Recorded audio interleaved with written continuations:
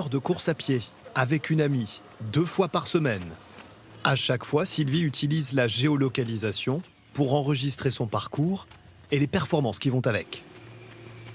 Je suis connectée par une montre et aussi sur une application connectée sur mon téléphone, Ah oui, qui est donc avec vous tout le temps. qui est tout le temps avec moi, oui.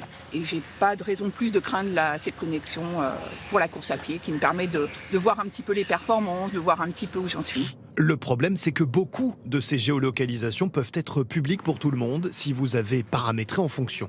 Justement, à propos des applications sportives, le président Macron en a fait l'expérience. Ces gardes du corps ont été repérés, dans une enquête du journal Le Monde, à chacun de leurs déplacements parce qu'ils faisaient du sport et utilisaient une application qui les géolocalisait.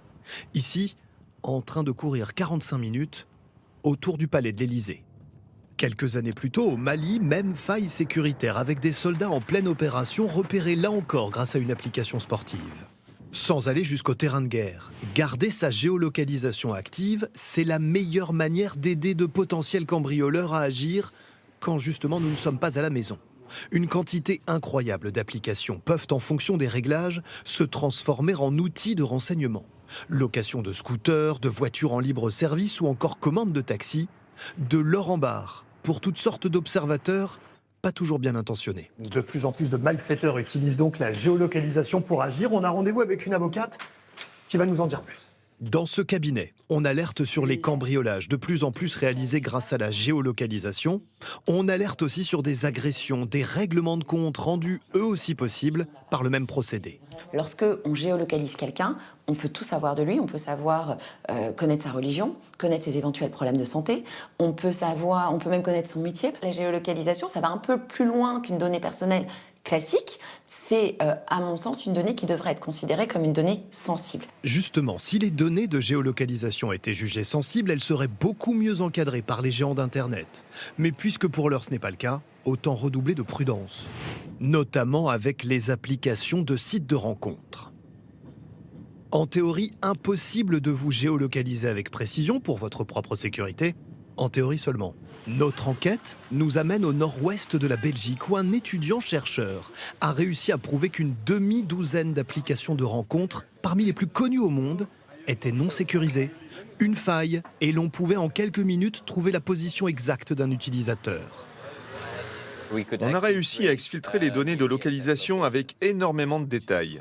Mais eux disent que c'est impossible. Oui, ils prétendent qu'on ne peut pas vous retrouver physiquement. S'inquiètent parce que ça montre la porosité entre le monde virtuel et le monde réel. Et ça représente une menace. Les applications ont été immédiatement informées et les failles résorbées.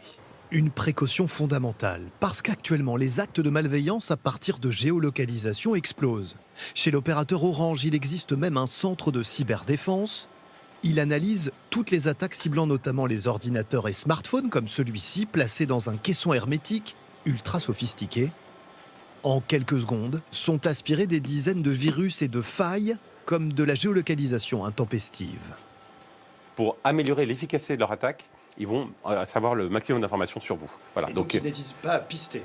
Ils n'hésitent pas à pister, à récupérer vos données de géolocalisation, à où est-ce que vous allez en vacances, qu'est-ce que vous faites, qui vous rencontrez, qui est votre banquier. Et donc ça va permettre d'avoir l'écosystème qui va être plus pertinent pour pouvoir vous attaquer et voler vos données. Pour éviter ce scénario catastrophe, quelques conseils de bon sens.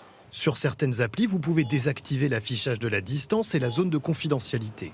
Sur d'autres plateformes, vous pouvez interdire la géolocalisation précise dans un rayon de 200 mètres, voire 1000 mètres. Mais attention, la géolocalisation peut aussi sauver des vies. Cette femme a développé une application pour lutter contre le harcèlement dans la rue.